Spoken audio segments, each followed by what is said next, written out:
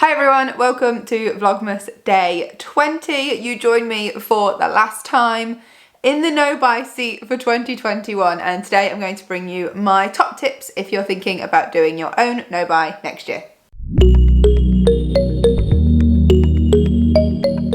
So another year, another no-buy completed. I wanted to share with you my top tips for completing your own no-buy if that is something you are thinking about doing in 2022. If you don't know what I'm talking about, a no-buy is where you restrict your spending in certain areas in order to either save money, reduce the amount of items you are bringing into your home, or to really just curb any bad spending habits you might have. You do it for a chosen period of time, and it's entirely up to you how long you want to do it for. Some people do a month, some people do longer. For the last 2 years, I have done my no-buy over the course of a year. So I did one in 2020, which had a theme around saving money. I did another one in 2021, which had the theme of not bringing as many items into my space. And I will be doing my third one in 2022, again with a different sort of theme, a different set of rules. And so that video will be out in January. If you're thinking about doing a no-buy yourself and you have never done one before, it is helpful just to have a few tips and tricks to refer back to. So let's jump right in. Many of my ideas are quite broad and will cover a lot in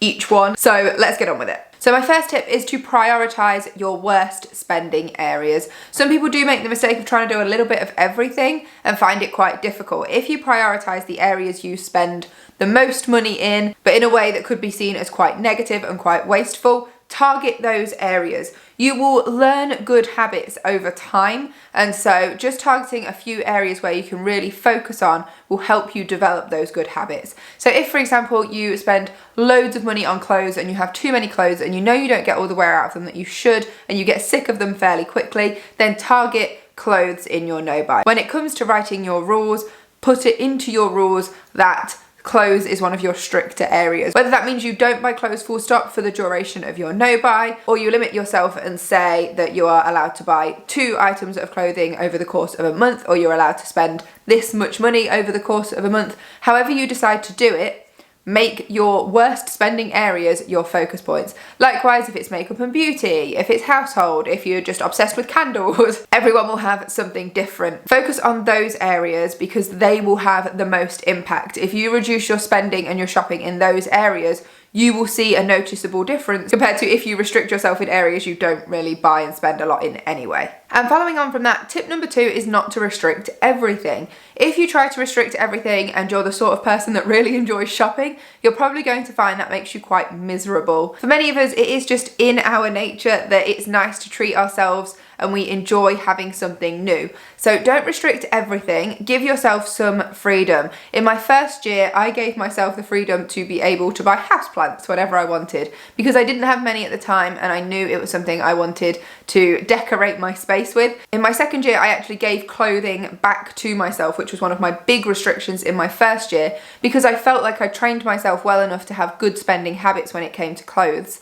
And I wanted to give myself the freedom to work on my capsule wardrobe and turn it into something that I absolutely loved. So I gave myself freedom areas where I could shop, but only areas I knew I would be sensible in, either because I was already sensible in that area or in the case of the latter, that I trained myself to be sensible in that area. So give yourself something, but do be cautious. Don't make it one of those problem areas because if you struggle to restrict your spending and you're just giving yourself that for free, you will probably just continue the same bad habits. Give yourself something that you'll enjoy, but you know you can manage and still be sensible with. Tip number 3 is to have a wish list, and this can be for a number of reasons. The first being is you can put things on your wish list that you are, if you like, thinking about. Things that you have seen that maybe you want, and you just want to make sure that you absolutely definitely want it before you jump right in and sort of impulse buy it. So you can put it on your wish list so you have the opportunity to think about it, and maybe you put it on there for a couple of weeks to a month to work out if it's something you really want. I also found it really helpful to have a wish list for those points in the year, like your birthday, when someone turns around and says, "What do you want for your birthday?" And then I thought, look on my list, there'll be something on there that I have been wanting for a while, that I've been thinking about, and then I'm not just coming out with the first thing that comes to mind, oh yeah, I'll just have this, when I don't really want it. There's something I've actually thought about that I actually want, that I can be excited for if someone asks me if there's anything I want for a gift.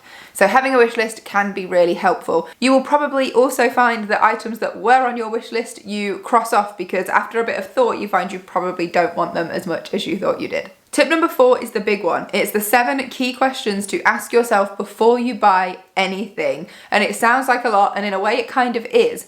But if you're committed to your no buy and you really do want to either reduce your spending or the number of items coming into your space, then you will probably find asking yourself these questions, something will deter you from making that purchase. They've worked an absolute treat with me, and more often than not, I have walked out of a shop or clicked off an online store because one of these questions made me go, I don't want to buy this. The questions are, have you really spent time thinking about this item, or is it an impulse buy? If you make it a rule that you won't impulse buy and that you will think about something for, let's say, at least a week, then you are far less likely to buy the things that we later come to regret. The second one I found to be one of the best, and that is, if I don't buy it today, can I come back and get it at a later date? And that really works because it makes you think, well, I don't need it immediately. I could probably go a few more days or a week or however long it is without the item.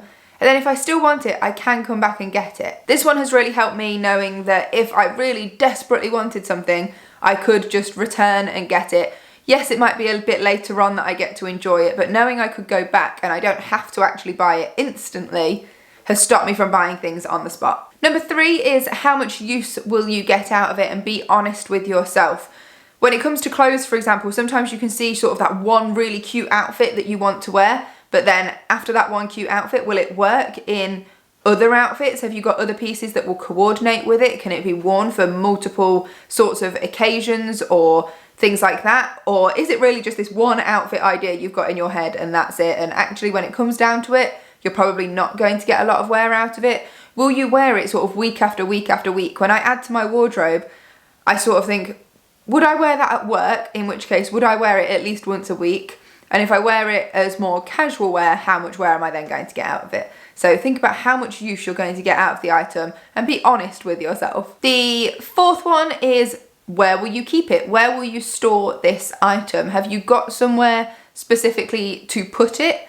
Or are you going to be struggling and thinking, oh, I want to stick it in a cupboard and close the doors on it? You know, are you going to have it out in your space? Will you like the way it looks? Or if you are going to put it somewhere, have you got the cupboard space or the drawer space? Are they already crammed and overflowing?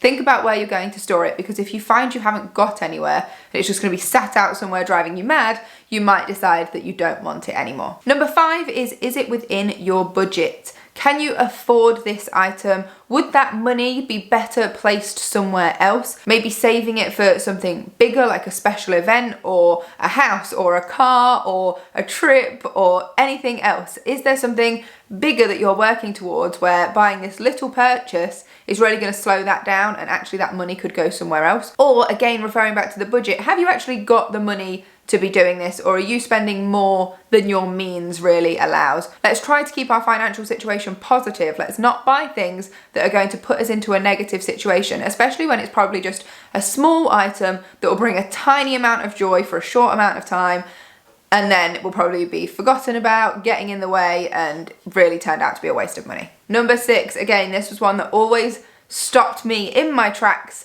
so many times, and that is, does the company that make this item demonstrate practices that I support and that I am comfortable with? Have you researched the brand? Do they demonstrate ethical practices? Are they eco-friendly? Do they do positive things for the world in all different aspects? If the answer is no, then I would question, why would I put my money towards a company that's doing bad things to the planet? And if the answer is I don't know, then I would say do the responsible thing and research before you vote with your money and before you buy from a company where you don't know if they could have really bad practices. So that one always stopped me in my tracks, because if I didn't know, then I wouldn't buy. And if I knew they were bad, I definitely wouldn't buy. And number 7 of the key questions to ask yourself is, how will you get rid of it when you are done with it? This is a strange one to think about when you're buying something new, because not many of us think about what we're going to do with the item when we're finished with it. We're only just getting it. Why would we be thinking about the end of its time with us? But it is something you should consider. Are you going to be able to sell it, gift it, donate it, reuse it, recycle it, or is it going to end up in the trash? And are you willing to put in the effort to dispose of that item responsibly? So thinking about how you're going to get rid of that item once you're done with it might also deter you from making the purchase in the first place. So those were the 7 key questions to ask yourself for tip number 4. So now back onto the main list. Tip number 5 is to set yourself a time limit. It is very helpful knowing that these restrictions on yourself come with a limited time period, that it's not something that you will do forever. And the way I've managed that by doing an entire year each time is knowing that when I come to the end of the year, I can choose to stop my no buy if it is too difficult or if it's not making me happy anymore, or I can go ahead and I can change the rules and do it a completely different way, which is basically what I have done each year.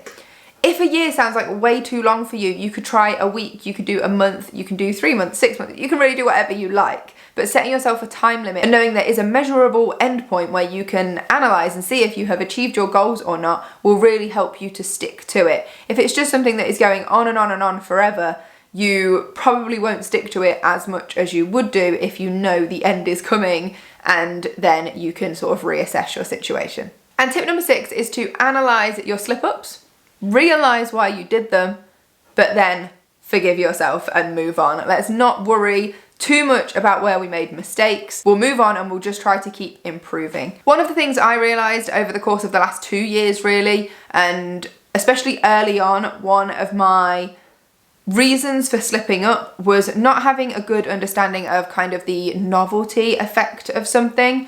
So this idea of you want something new because it's new to you and it's exciting and that comes with a novelty. But then very quickly that novelty just wears off, leaving you feeling like, oh, I want something new again, something exciting again. And you just end up going around in an endless loop of wanting something new, so you buy something new, that wearing off, and so you're wanting something new again, and you never get that long-term fulfillment from just buying stuff. And I think that will probably always be the case with the vast majority of things we buy. So for me, that was something, after understanding that, it was so much easier not to buy things because it almost felt like a trap and like you were getting stuck in this loop. And it took for me to sit down and analyse my thought process and where I was making mistakes for me to realise that. So do the same. What were the things that triggered you and caused you to buy things when you were trying not to? What caused the slip up? Analyse it and figure out what's going wrong and how you can do things to help you out in those situations. And then, as I said, forgive yourself. Forget about it, move on. There's no point in dwelling on it. We can't change it. Let's just try to do better in future. And that's it. Those are my 6 tips to help you with your own no buy next year. Let me know down in the comments, what are your plans? If you're planning on doing a no buy, how long for? What are your problem areas that you're going to try and tackle? And what areas are you giving yourself a little bit of flexibility to help you through it? Why are you doing a no buy? What are you hoping to achieve? Let me know. If you found any of these tips helpful, please give the video a thumbs up, subscribe if you're not already, and I will see you again tomorrow for more Vlogmas. But if you're interested in the no buy content, I'll be back with more of it in January 2022, where I break down my plans for my own no buy for the 3rd year. Thanks so much for watching. I will see you soon. Take care. Bye.